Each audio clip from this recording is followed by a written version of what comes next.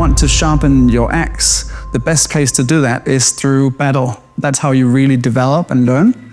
You can't take your eyes off the ball, and if you do, you die. And similar feelings come when you're building a venture startup. You have to pay full attention. But in those moments, you have that sentiment of really being alive.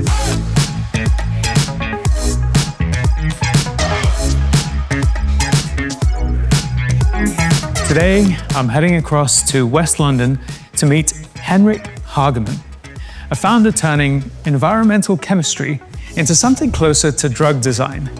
His battleground is water, and the enemy is invisible. PFAS, or toxic forever chemicals. Now, this is a story about ambition and what happens when a bioengineer decides to take on a $16 trillion pollution crisis with the precision of a pharmaceutical startup. So I started by asking Henrik, if the threat is unseen, what exactly do you have to build to fight it? And how does that work in the real world? Puraffinity develops these sustainable materials that have high performance for taking out nasties in water. And the way it works is a bit like my fist being a granule, and you can attach these little Lego blocks to it. And these Lego blocks, they click onto the nasties in water, toxic forever chemicals in preference of other stuff. It gives you some benefits, so you can get a better performing water filter, you can generate less waste, which is a big problem, and you can reduce the carbon footprint. Quick context. PFAS shows up in everything these days. They've been found in the blood of 97% of people on Earth, and they are really hard to get out of water. So I asked Henrik what data points drew him into this huge problem, and how did PFAS become target number one for Puraffinity? The surprising thing around PFAS is that they have these super properties that make them very useful for vaccine manufacturing or spacesuits or making semiconductors in my phone. But what makes them so good in these applications also give surprisingly adverse health effects. And we compared it by this lens of like toxicity versus all the others, and it just outcompeted everything we were seeing. They found a probable link, which is as strong language as they will do in that space, between PFAS and two types of cancer, hypertension, high cholesterol. We're seeing reproductive concerns. It costs about 84 billion euros a year in health costs in Europe. So it's about $110 per person. So the water sector is behind most other high-tech industries. So we actually still use blunt instruments, is what they would call them in pharma. Technologies that were developed in the 1950s, when the regulations for PFAS were more than 20 million times less stringent. Big realization in science is often that we overlook some areas, and so all the capital is thrown towards biopharmaceuticals and maybe semiconductors. And a lot of the other sectors are overlooked, or they're a bit unsexy, and so they tend to just remain with legacy technologies. And so what I like to do is I like to do things that are high impact and much more towards the therapeutic side. And the way I view that in water is if you can get to the source that contaminates multiple users of water, all of the drinking water users, millions and millions of people, all of these people could benefit. It's also that engineer's approach where I can see if you do one stroke here, it will give you this impact of doing 100 strokes here. What I think drives you when no one is looking. I think you've always said this thing about how one of your main life missions, like the tagline of it, is to reduce the suffering of sentient beings. So that's like humans, living things in general. I feel like that's quite a theme in terms of what drives you. It's hard to get ground truths in interviews sometimes. So a little cheekily, I turned to asking Henrik's wife for some more personal insights. And this connection to sentient life, to nature, and to reducing suffering really fascinated me. So I asked Henrik where this came from, and he took me all the way back to his childhood and his early days in Denmark. So I grew up in the house that's right next to the forest at the end of the road. And to see anyone, you needed to cycle a lot, like 5 kilometers to school, 1.5 kilometers to the nearest bus stop. And yeah, just that sentiment of spending a lot of time in nature next to the river or in the swamp area. My childhood home is very homogeneous, very monocultural, and I spent a lot of effort convincing my parents to let me go to a more diverse high school. So I left at 16. You would have things on the walls saying like, a boat is safe in the harbor, but that's not what it was built for. Like, you want to try and sail this boat through the biggest storm. That's when you're facing the massive challenges. The discomfort is where I come alive. I can just let that intensity flow and learn from the environment without having to, conform or like rein it in. Yeah, I think what drives you is also you like challenges, sometimes almost unnecessarily so. Like you like to hike up the mountain when I'm wearing heels, for example. Yes. So you like difficult things, which is good because lots of problems in the world are difficult. Later, I got knee injuries. I had like a very active lifestyle, and they would tell me to like not run for 6 months. I went in thinking it would be like a small surgery. I came out with like a screw in my knee and a message that we're gonna have to do the same thing on the other side. That first-hand experience gave me like a bit of an appetite for doing something. And I started asking questions of like, can't we do better with this biomedical engineering space? And also recognizing that if we could have preventative measures, that would be very useful. Right, are you ready for a twist? Now, just after school, Henrik travels to China to train in martial arts. Probably a fantasy of many kids, myself included, but he actually pursued it. So I asked him why he went on this path, and what did all of the pain, the discipline, and the meditation that comes hand in hand with this teach him about purpose. Reading Dragon Ball as a kid, where I was like, I would love to do that as like my profession, and wanted to practice Zen Buddhism full-time.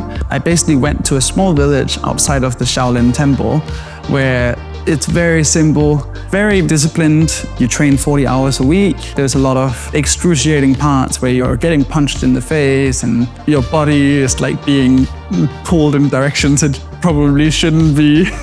I really sought that sort of environment. A big part of what I wanted to learn was how to put that meditation practice into the rest of my career, and this aspect of reducing suffering for other people. One of the quirks that maybe your friends at work might not know, and I don't think there are many of them because your friends at work spend a lot of time with you, so they probably know a lot.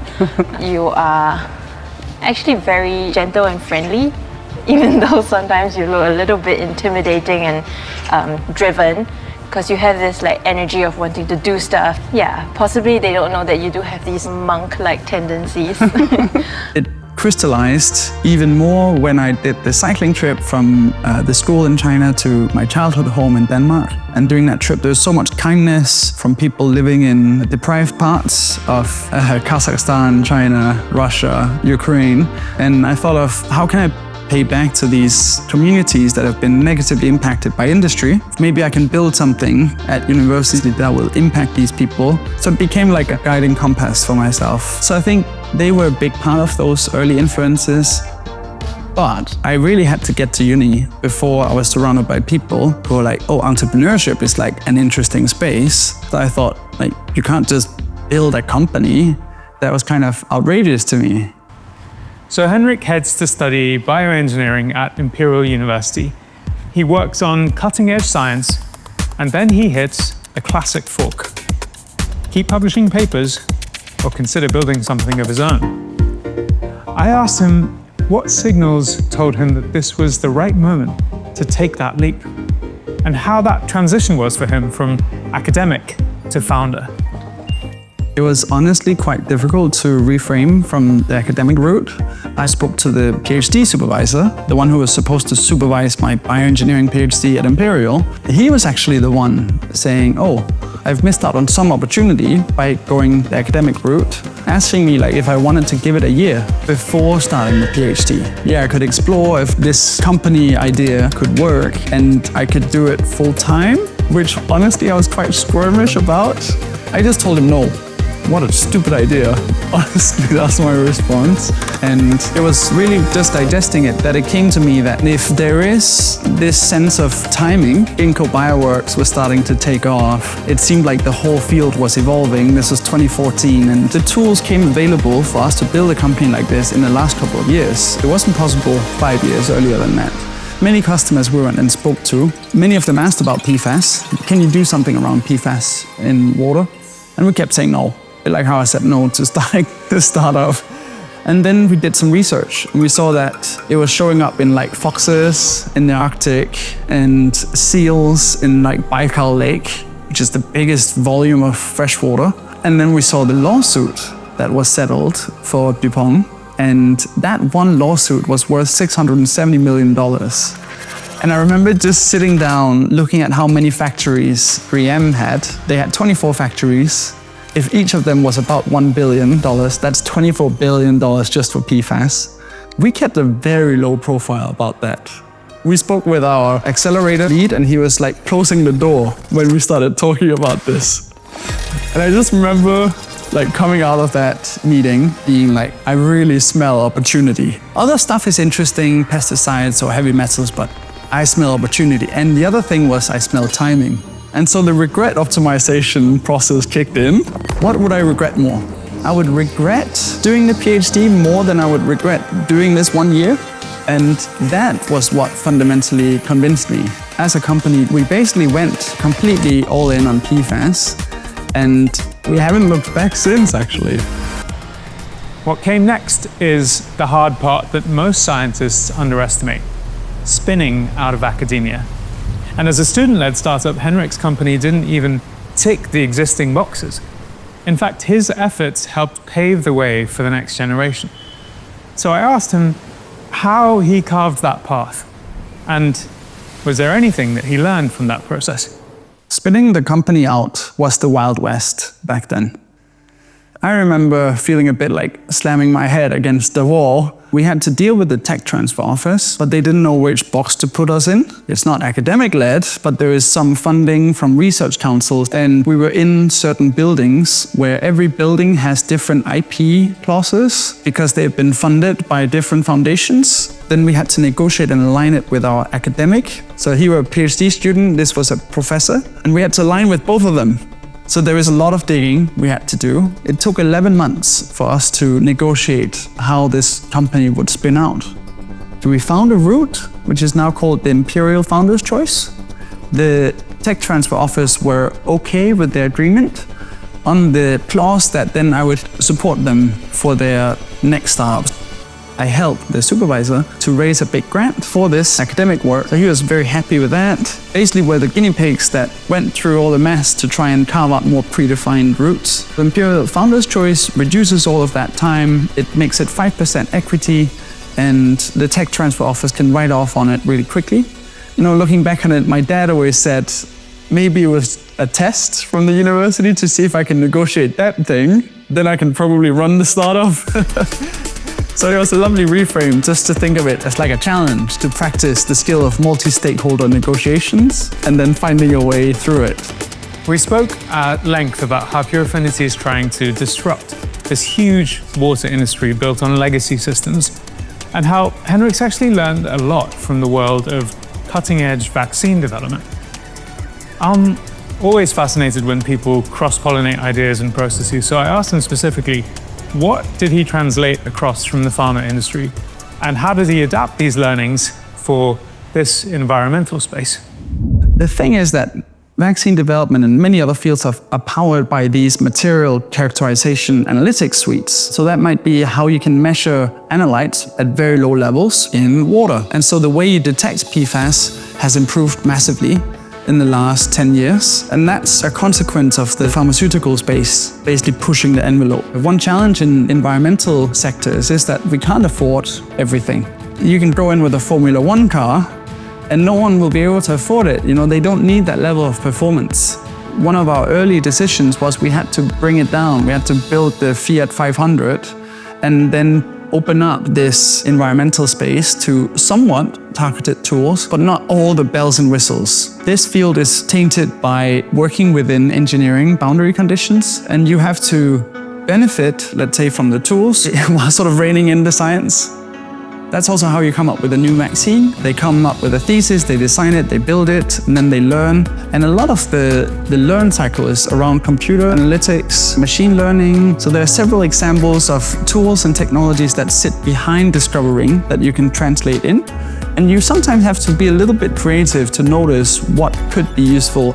Many founders stumble on commercialization or scaling up, but few have talked to me about failures in the science itself. So I asked Henrik if there was ever a moment when he stumbled on the science. And as a leader, what did that cost him? And was there anything to learn?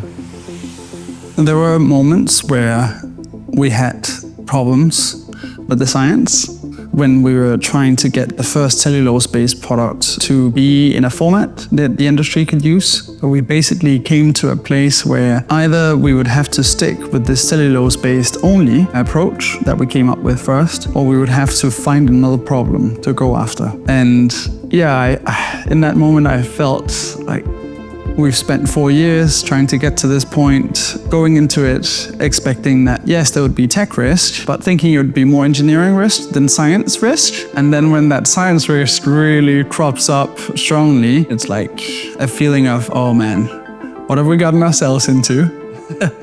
There's actually real consequence from this. Part of my founding team wanted to stay with cellulose, and we had to have really candid conversations around then whether they would stay in our company or move somewhere else.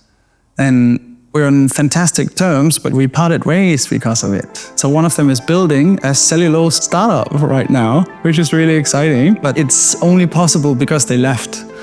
And for me, I wanted to keep to the problem statement, and then also a feeling of, okay, if we can overcome it, what a hurdle that we would have overcome. Other people would be faced with that same challenge, trying to address our problem space. And so almost seeing it as a barrier to entry for others. I would say that was one of the big challenges where my wife would be like, okay, yeah, he was waking up in the morning thinking about that because it's to do with the people, it's to do with like people who have brought on to a mission that you basically convince them to do at quite an early stage with not much to show for it, not much salary and these things. But when things really didn't work, I was still like, yeah, this space is interesting. Like, I fell in love with the problem. Historically, many academic spinouts license their IP, aim to make a profit, but end up staying in labs. That model is starting to change now.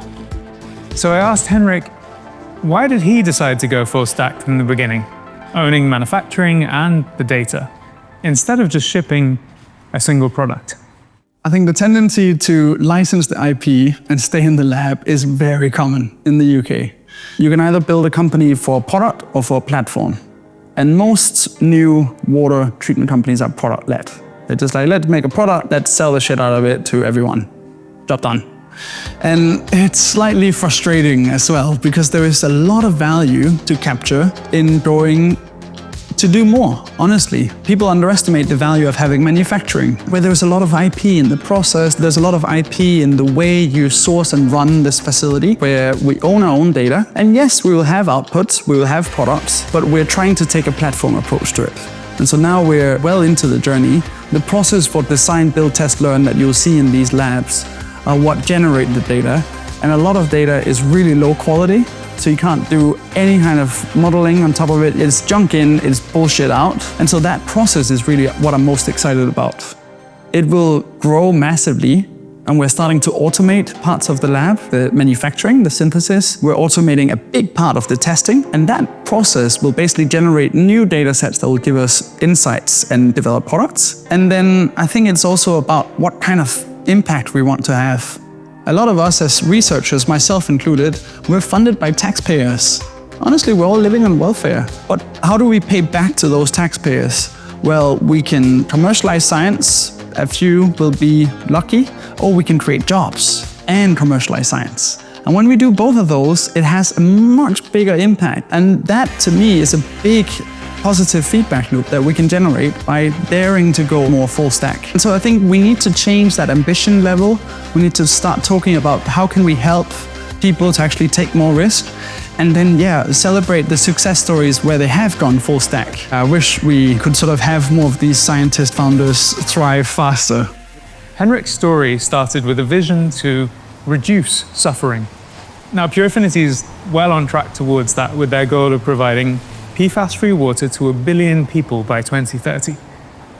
But as a final question, I asked him, what's the positive legacy he wants to leave beyond this? The legacy in the water really is about not just what we want to remove, but what we're for. So we talk a lot in climate about, we're against climate change, or we're against loss of biodiversity. But what is it we're for? What is it we want to be left when we've removed these things? And for us, it's about having these healthy nutrients in the water, which are useful and which do benefit the planet and the beings and the plants. And there's still more work to be done in that. But I see huge potential for designing what you want to be keeping, not just removed. Maybe they also don't know that because you spend so much time thinking about these ideas and big thoughts, sometimes you pay less attention to small things like potentially losing keys. So no human is perfect, of course. I like the sentiment of being able to walk through a village and knowing that many of them are benefiting from work I've done. So I'll have a smile on my face and I can just walk happily around without them knowing it. There's a sort of element of being a wolf in sheep's clothes.